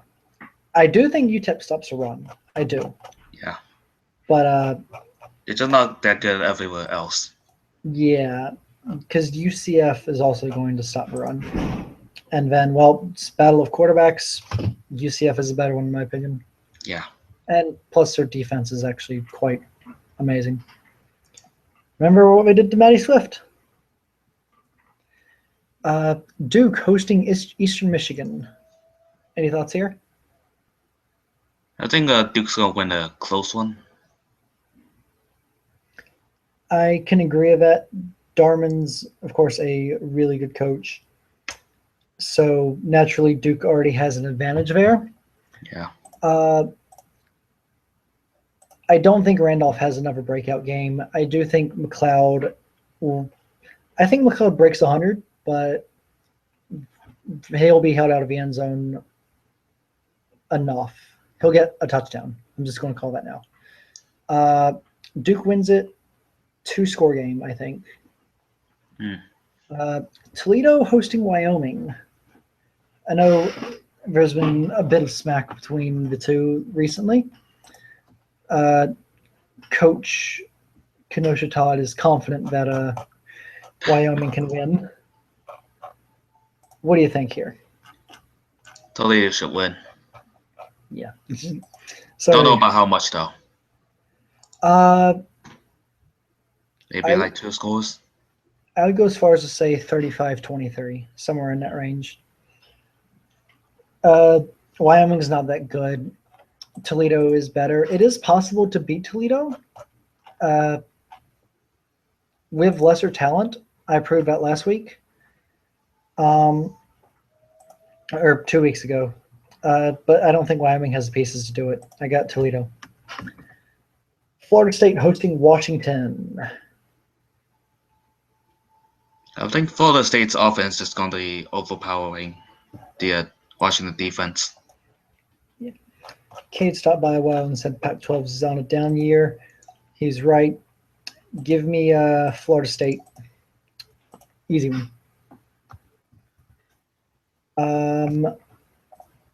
Georgia and Florida in Jacksonville for the world's largest cocktail party. No, we talked about it a bit earlier. Yeah. What's it looking like? Well, it just Florida has Jalen Grant and just gonna win because they have a game plan in. Oh, remember, Tulsa. Just remember Tulsa. Beat UConn and Navy without a coach. But then Tulsa's coaches, in past experience, they've been better than normal AI coaches. For some unknown reason. Yeah. Tulsa's something else. And then they'll go and lose Tulane, so like, oh no. I do think Florida wins. It's going to be really, really close. I think Georgia gets some production on the ground. Grant's going to have himself a good day. Give me Florida. Army hosting Auburn. I know we talked about this a bit earlier and kind of made picks then as well. But might as well just repeat that real quick. Yeah, I think Jack Stowens is going to win over Army's defense. Yeah. I don't doubt that at all. Yeah. Do expect some yardage from Post, Foot, and Leggett, but it's not going to be close. And there's one more. Notre Dame hosting Georgia State. What do you got? I think both of them are coaches, aren't they? Yep, both of them are now coaches. I'm going to say Georgia State by by 3 points. I don't know why, but I do think Notre Dame will win this game. Yeah. It just seems faded. I mean, Georgia State almost beat Texas. True. I believe they also had a coach at that point. Yeah. Well, no, actually, no, they didn't. Yeah, they didn't. Give me Georgia State. All right. Now we're going to move into the afternoon games here, starting with Iowa State hosting Kansas State. We already know what's going to happen. Kind of, sort of. Yeah. Yeah. Kansas State not going to be able to match up. Iowa State's defense is better than previous few, I'd say. Mm-hmm. All right. It's going to put Iowa hosting Nebraska in both teams' season finale. I think Nebraska's gonna win, but I'm not surprised if Iowa upsets them. Yeah, I would not be surprised by that at all. I do agree that Nebraska wins. I don't know if Nebraska still has an outside chance at the West Division title. If they do, then they seriously need this game. If not, then obviously we're eliminated. But yeah, I think Nebraska wins this one. Handily, actually. I think the ship's going to sink again. NIU hosts Ball State. NIU needs the win to clinch the MAC West. A loss opens it up for either Toledo or Eastern Michigan next week. Yeah, I don't think Toledo or Western Michigan have a chance. I think NIU is just too good against Ball State. I have slight faith in Elrikar for Ball State. Yeah, but and they did put Norris Horton back in the lineup for this game. But yeah, Andrew Davis is going to shred this Ball State defense. Keep an eye out for Andrew Davis come draft time. Kansas at Oregon. Cade, what do you think? It's going to be Oregon. Okay. Isaac, what do you got? I think it's going to be Kansas. Think Kansas wins? Yeah. Yeah, I think Kansas will win too, but it's going to be close. It's going to be really close. Because as Cade said, Oregon does have a really good defensive line. It's just the offense isn't good. Yeah. So yeah, expect Kansas to win. Expect it to be close. Washington State hosting Stanford. Stanford coming off a loss to Colorado, and Wazoo needing a win to remain in the hunt for a bowl. I'm gonna stay Stanford. I like Wazoo and Raul Gomez in this one. I think the offense does enough. It can contain Garland. Give me Wazoo.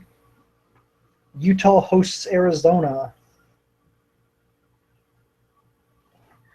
I'm gonna go with Utah this time. So, I will join you in saying that Utah wins this one. But I'll put Arizona 5-6 with a game against Arizona State left. Is it possible that the Pac-12 champs last year can miss out on a bowl? I think so. What do you think? Yeah, mostly because Arizona has lost so much talent. Yeah, it's been insane how much they've lost. Yeah. And, well, with Coach Neo leaving at the end of the year, Arizona's going to look pretty interesting. Also, that's a job no one's talked about. Arizona. And Michigan State. Both of those will be open. Yeah, but I think time's gonna take Michigan State though. Time picks party. Oh, the irony. First he beats him, then he joins him. All right. Oklahoma hosting Colorado. Interesting one in Norman. What you got?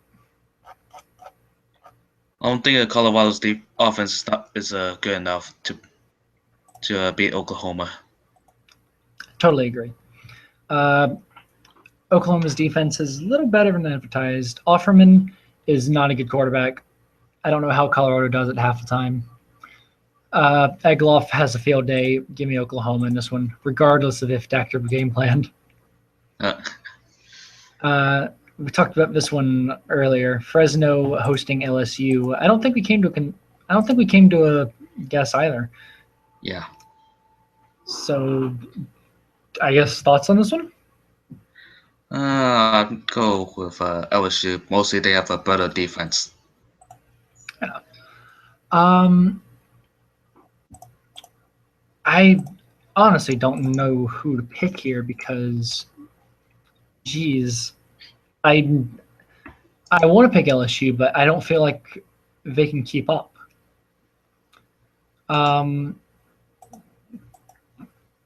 They were already torched by a good quarterback in Matty Swift earlier. Well, I wouldn't say torched, but handled. Mm-hmm. They did lose to Ole Miss. No, I think Fresno goes on the road and wins this one. I think Fresno's offense overpowers LSU defense. LSU's offense, well, it's not great. So, yeah, give me Fresno at home. Tennessee hosts South Carolina. This one doesn't really need much discussion. Yeah. Tennessee should win this one quite handily. Ole Miss hosting A&M. I think A&M's going to win, but I'm not sure Madison's going to do as well as we think he's going to do. He'll break 300 for sure, and A&M will win. I'd say by about 10 though. Ole Miss, again, better than advertised. Supposedly rebuilding, I think we're a little better than to have that label. But A&M will win on the road. And that brings us to our night games, the big ones for the day, the most anticipated ones. And we're starting with Christian Berkeley and Texas Tech hosting BYU. I think Texas Tech's just going to overpower with their offense. I think Barkley falls back to earth a bit, but yeah, Texas Tech's offense is still too much for BYU. Give me the Red Raiders. UConn hosts Temple in an intriguing American matchup. I think UConn's gonna win, but I don't think like by 7. Close one? Yeah, I do Yeah. agree it's going to be close. I think Temple wins this one. They were able to shut down Chris Bell earlier, although they'll get a lot more of Ricardo Reed than they will Chris Bell. Yeah. But Temple's rush defense is nothing to laugh at. I think they will contain Reed. They will put to sleep whatever Heisman hopes he has left. Not that he has any. But yeah, I like Temple in this one.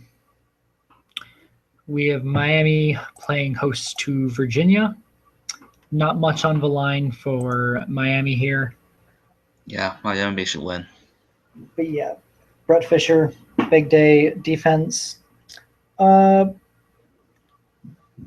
think whatever they do to Mateo Rook will give us a slight preview of what will happen against Jaden Grant and then Alex LaShore. Although that is a big jump up from those two to LaShore. But Miami wins. I'm interested to see how the defense performs. Huge one in the Big Ten. Ohio State hosts Rutgers. Who you got in this battle of East heavyweights? I think Ohio State, mostly, of course, because of the defense. Defense? Yeah. Fair enough. Rutgers, or Moffitt had a decent game against Bama in the opener. I think Ohio State's much more prepared for this one, though. So, yeah, defense will step up. In a low-scoring game, Ohio State squeaks by with a win. Make it 11-0. Purdue hosts Minnesota in a game that could decide the West. I think Purdue just squeaks by. I will agree with you on that one. Purdue should squeak by. I'm fully anticipating a Minnesota upset, though. Yeah. Just because just this year feels like a bunch of upsets are happening where they shouldn't. Cough, cough, Syracuse. Rice plays host to undefeated TCU. I hate to say it, but I think TCU is going to win. I think so. Yeah. They're just better across the board. Yeah, for better across the board.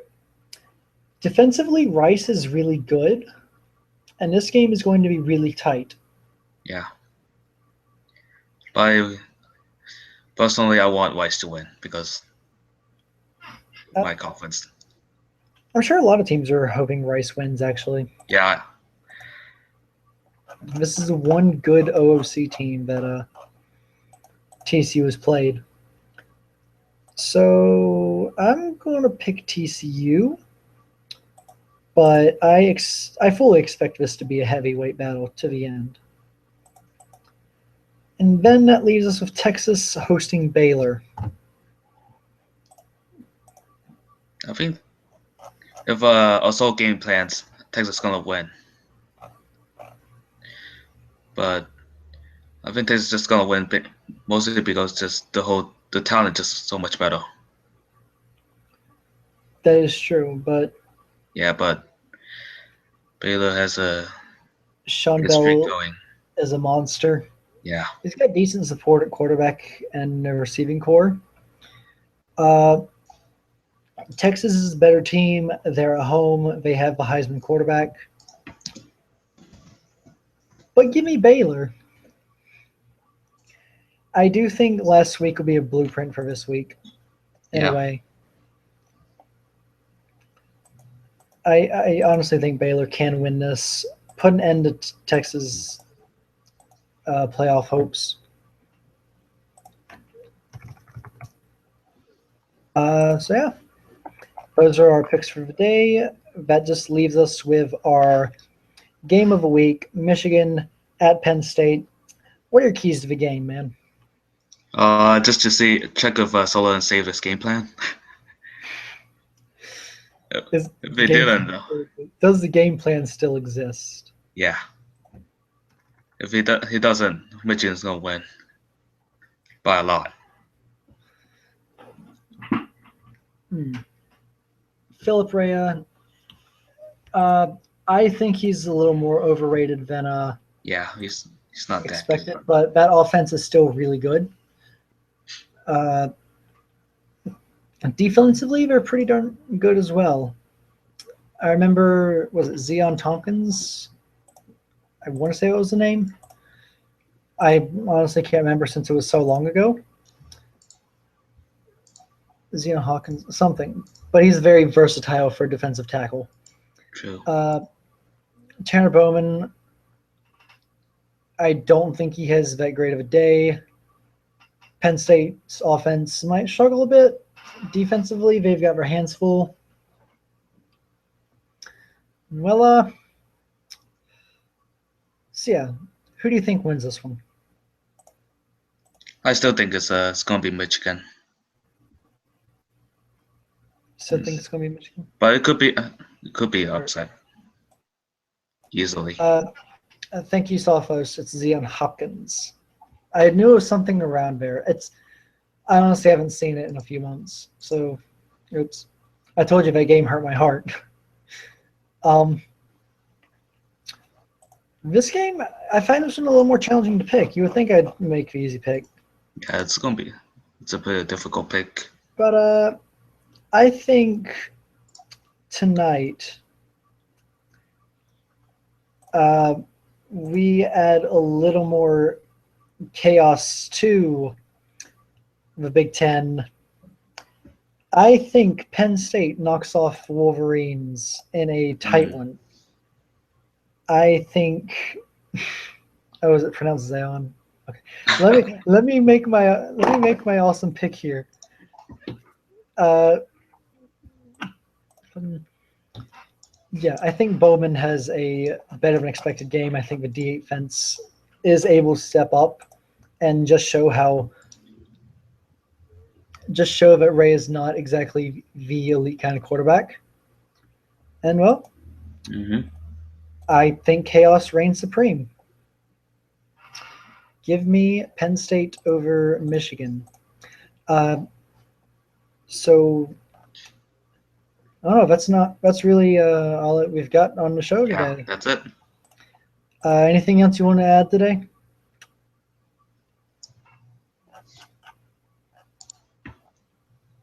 Anyone? It's also I got nothing. It's also for you. I don't think I have anything else to say. Oh, Penn State is AI? Oh. Yeah, I know that. Yeah, then Michigan's definitely gonna win. I still think Penn State pulls it off. Yeah. Call me crazy. I am crazy. But I feel like Penn State can win this one.